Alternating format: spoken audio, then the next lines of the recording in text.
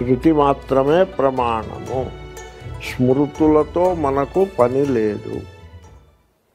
కాబట్టి మీరు సత్యనారాయణ వ్రతం ఉందనుకోండి, సత్యము నారాయణుడు అది శృతి. సత్యమే నారాయణుడు అది శృతి.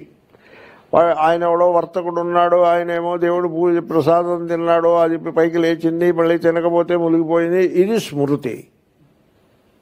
ఏమండి, ఇప్పుడు మీరు శృతిని పట్టుకోవాలా స్మృతిని పట్టుకోవాలా? మీరు మైండ్లో ఫిక్స్ చేసుకోవాలి. సత్యనారాయణుణ్ణి పట్టుకోవాలి, ఈ స్మృతిని పక్కన పెట్టాలి. పోనీ దాన్ని కూడా పనిలో పని నడిపించేద్దామంటే నడిపిస్తే మిమ్మల్ని తప్పుదారి పట్టిస్తుంది. ఆ కథ మీ మనస్సును చెడగొడుతుంది, మీ మనస్సులో లోభాన్ని ప్రవేశపెడుతుంది, దేవుణ్ణి తప్పుగా అది మీకు పరిచయం చేస్తుంది. దేవుడు ఎలాంటి వాడు అంటే, ఆ దేవుడికి పూజ చేసిన ప్రసాదం తింటే వాడి కోరికలు తీర్చేస్తాడు. ఆ ప్రసాదం ఏ కారణం చేతనైనా తినకపోతే వాడి కొంప ముంచేస్తాడు. అంటే దేవుడు అలాగా పైన కూర్చుని ఇలాంటి పనులు చేస్తూ ఉంటాడా? కాబట్టి చూడండి ఎంత మిస్లీడింగో. కాబట్టి శృతి స్మృతి, సత్యనారాయణుడు శృతి. సత్యం జ్ఞానమనంతం బ్రహ్మ, అదే నారాయణుడు అంటే. అది శృతి పట్టుకోవాలి, స్మృతి అక్కర్లేదు.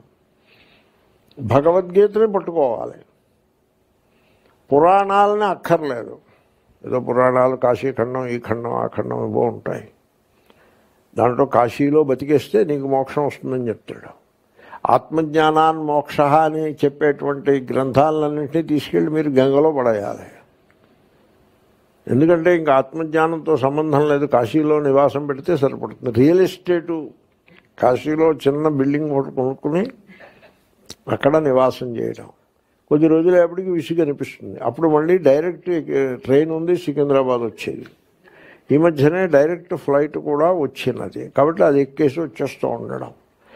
కాశీ వెళ్తానని వెళ్ళి మళ్ళీ ఎక్కడికి రావడం ఎందుకు? ఏదో వెళ్ళొచ్చు, అదేమి తప్పేం కాదు. కానీ దృష్టి ఎలా ఉండాలంటే, ఆ కాశీలో నివాసం చేస్తే దేవుడు మన చెవిలో మంత్రం ఊదుతాడు, మనం మోక్షానికి వెళ్ళిపోవచ్చు. అది స్మృతి. శృతి ఏమిటో తెలుసిన? కాశీ, కాశ్యాం హి కాశ్యతే కాశీ. ఆత్మ చైతన్యము, ఆత్మ చైతన్య ప్రకాశమే కాశీ.